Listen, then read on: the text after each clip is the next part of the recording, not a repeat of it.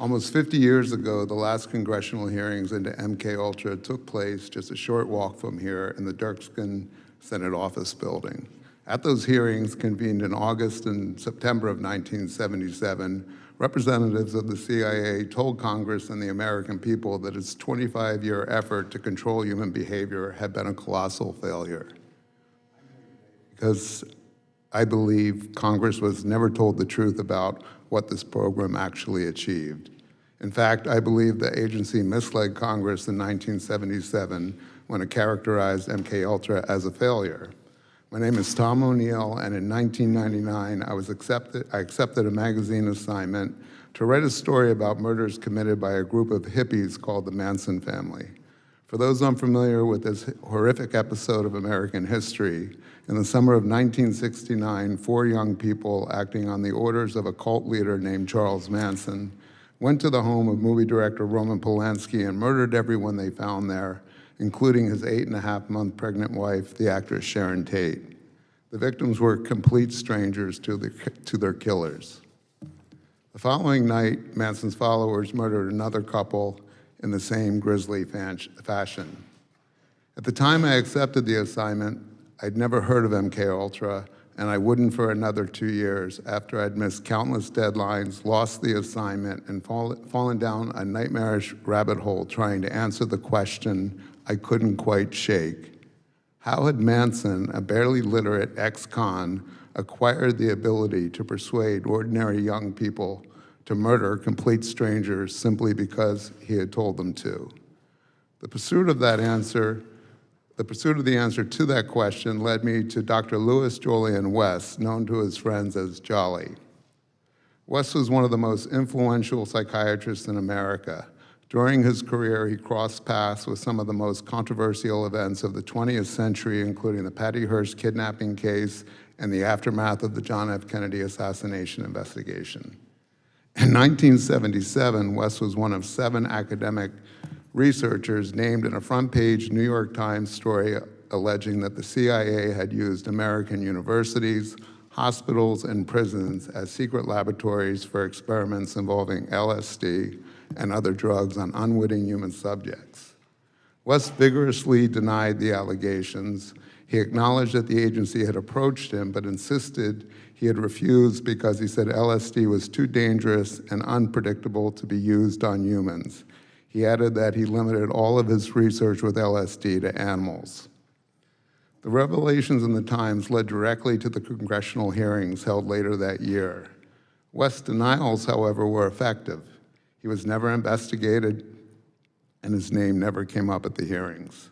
I'll spare you the long and tedious story of how my Manson reporting led me to West, except to say that I eventually learned that in 1967, when Manson transformed into the cult leader we are familiar with today, he and his followers were receiving free medical care at a clinic in San Francisco, where West had established a base of operations for a research project he was conducting nearby. After becoming intrigued by the allegations against West, I learned that UCLA, his last academic home, had inherited his paper following his death in 1999. Nearly 2 months and more than 200 boxes later, I found the proverbial needle in a haystack: correspondence between West and Dr. Sidney Gottlieb, the architect of MKUltra. The letters begin in 1953, just 2 months after CIA Director Allen Dulles authorized the program, and while West was stationed at the Lackland Air Force Base in San Antonio, Texas, where he was chief psychiatrist at the base hospital. In his first letter to Gottlieb, West proposed conducting experiments on unwitting human subjects, including military personnel, prisoners, and psychiatric patients at the base hospital.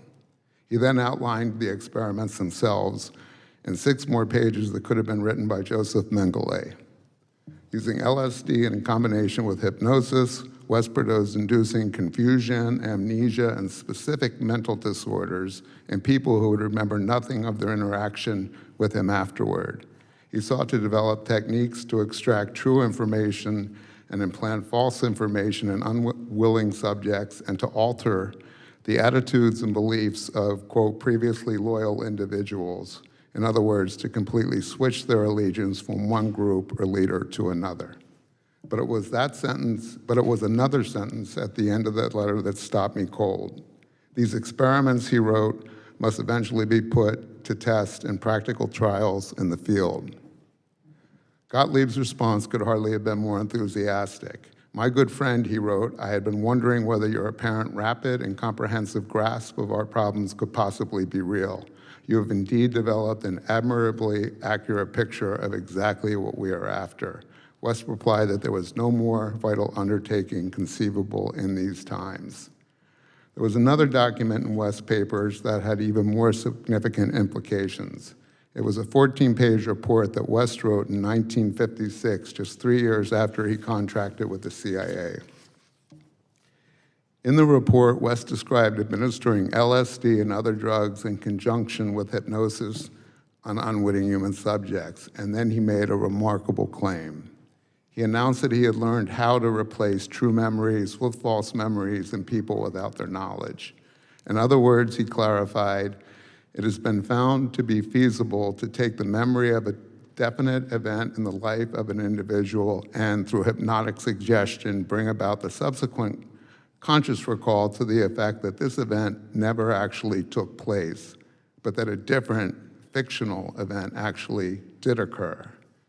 If West's report was accurate, this was not the failure agency officials described in 1977, quite the opposite. It was, in fact, the central ambition of the MKUltra operation, the means of gaining the ability to seize the control of a person's perceptions, memories, and ultimately their behavior. But there was still one more discovery, and this time I found it in the National Security Archives at George Washington University, the official repository of the CIA's MKUltra records, which were released to Congress after the 1977 hearings. In those holdings was a different versions of West's 1956 report. The original paper had been replaced by a 4-page summary that did not exist in West's files and appears to have been written by someone else. His claims about replacing memories were gone. In their place was a theoretical discussion of LSD in dissociative states. The version supplied to Congress concluded that the effects of LSD and similar drugs on dissociative states had, and I'm quoting, never been studied. Never been studied.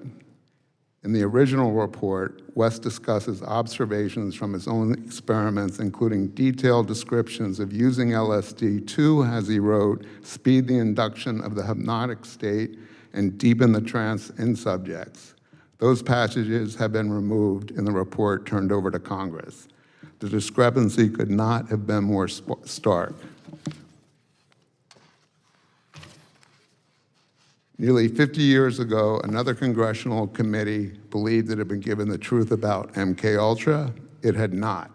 In conclusion, I respectfully submit that these records, some newly available and others that remained outside the government's disclosure for decades, warrant a thorough re-examination of what the program accomplished, what Congress was told, and what may still remain hidden. I'm happy to provide the documents I've referenced today, and I've provided many additional details in my written testimony.